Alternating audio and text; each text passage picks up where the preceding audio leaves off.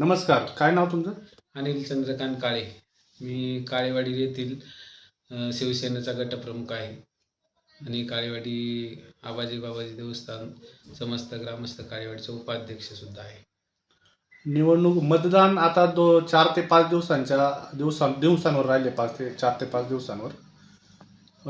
तर काय वाटतं तुम्हाला निवडणुकीबाबत आत्ताच्या?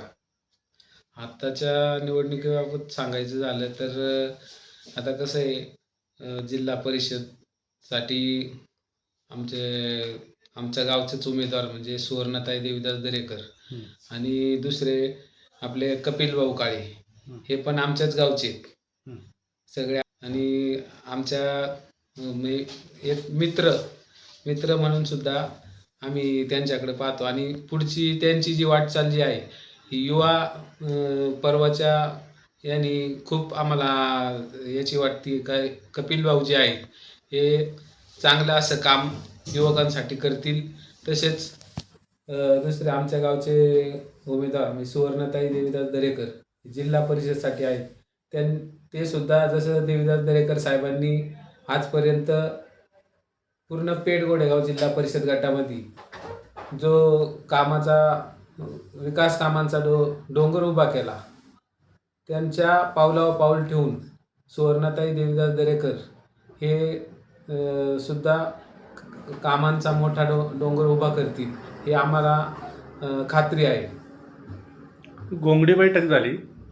त्यामध्ये समोरचे उमेदवार म्हणले, ज्यावेळेस शिवाजीदादा आढळराव पाटील होते, समोरचे उमेदवार म्हणले की ज्यांनी दादाला उभं केलं त्यांनीच दादांना सोडून गेले. नंतर नक्की काय हा प्रकार काय नक्की? आता जे असं बोलले की ज्यांनी दादांना मोठं केलं, आणि ते असंही बोलले की बाबा ते दादांशी अशी वागू शकतात, मग त्यांना त्यांची जागा दाखवली पाहिजे, त्यांना जमिनीवर आणायचं आपलं काम आहे, असं काहीतरी बोलले. नक्की काय विषय? आता जे असं जे बोललेले आहेत त्यांना सुद्धा आम्ही सांगू इच्छितो की एकेकाळ तुम्ही पण शिवसेनेमध्ये असताना आम्ही तुमच्या खांद्याला खांदा लावून काम केलेलं आहे. आणि हे काम करत असताना आम्ही रात्रीचा दिवस करून स्वतःच्या घरची भाकर खाऊन कुणाकडनंही 1 रुपयाची अपेक्षा न करता आम्ही आजपर्यंत म्हणजे जेव्हा शिवसेनेचा 2 वेळा जिल्हा परिषद असेल, पंचायत समिती असेल, त्यांच्यासाठी आम्ही रात्रीचा दिवस केलेला आहे. डोक्यावरती गॅसची बत्ती घेऊन बिगर चप्पलचं सुद्धा आम्ही नारोडी असेल, आंबेदारा असेल, ढाकाळे असेल, ही सर्व गावांमध्ये आम्ही डोक्यावरती गॅसची बत्ती घेऊन त्यांच्याबरोबर चाललेलो आहे. पण ज्या टायमाला यांना पक्षबदल करायचा होता, यांनी पक्षबदल करताना आम्हाला कुणालाही विश्वासात न घेतलं आणि स्वतःच्या आपण बोलतो ना, स्वतःच्या फायद्यापोटी त्यांनी तिकडे जाऊन प्रवेश केला.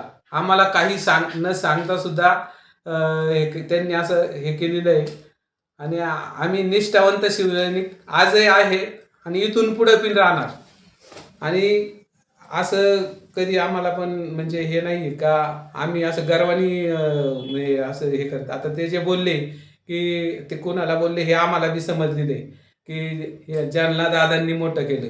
माझं एक म्हणणं आहे की दादा, तुम्हाला खासदारकीच्या टायमाला, ज्या टायमाला आता तुम्ही खासदारकीला उभे होते राष्ट्रवादीकडनं, त्या टायमाला ज्यांनी आता तुमच्याबरोबर तुम्ही ज्यांच्याबरोबर आहे त्या लोकांच्या कार्यकर्त्यांनी तुमचं काम केलं का नाही हे पहिलं तुम्ही अभ्यास करा. हे तुम्ही बघा त्यांच्याकडून.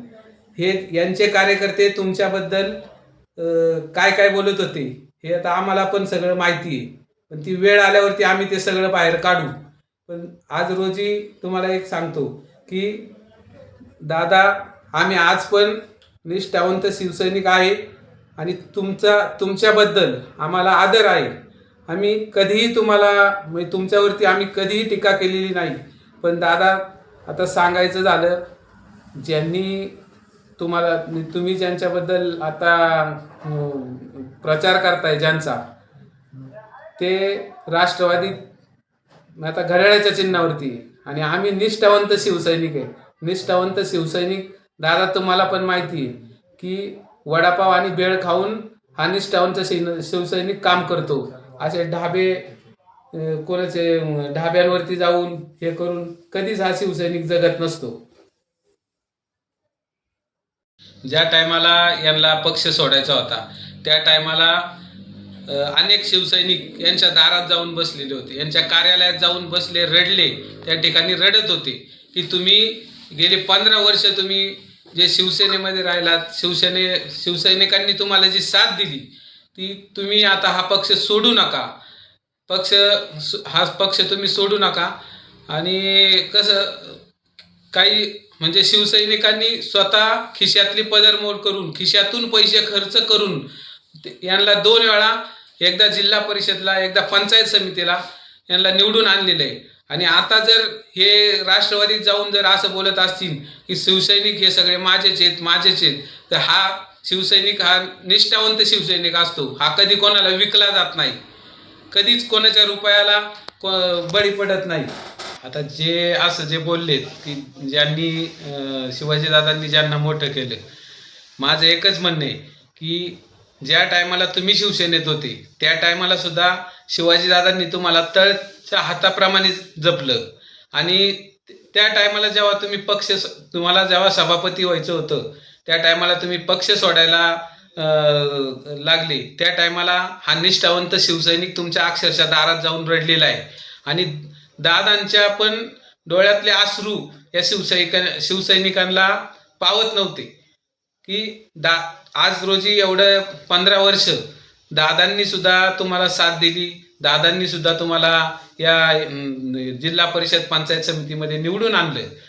आज त्याच दादांना तुम्ही सोडून या ठिकाणून गेले, तर हे पण शिवसैनिकांना वाईट वाटत होतं. जे बोलत होते ना त्यांना पण शिवाजीदादांनी गेल्या 2 पंचवार्षिक जिल्हा परिषद असो, पंचायत समिती असो, दोन्ही निवडणुकीमध्ये शिवाजीदादांनी त्यांना निवडून आणलेलं आहे. हा जो आणि हे ज्या टायमाला यांना पक्ष सोडायचा होता, ज्या टायमाला यांना सभापतीपद भेटणार होतं, त्या टायमाला यांनी शिवसैनिकांचा कोणताही विचार न करता, यांनी शिवसैनिकांना कोणत्याही विश्वासात न घेता यांनी त्या ठिकाणी राष्ट्रवादी काँग्रेस पक्षामध्ये प्रवेश केला. त्या टायमाला शिवसैनिकाचा जो झालेला अपमान जो आहे, हा अपमान शिवसैनिक कधी विसरणार नाही. आणि ते पण आम्हाला शिवाजीदादांच्या डोळ्यातले जे अश्रू जे आहेत ते अश्रू आम्ही कधी विसरणार नाही.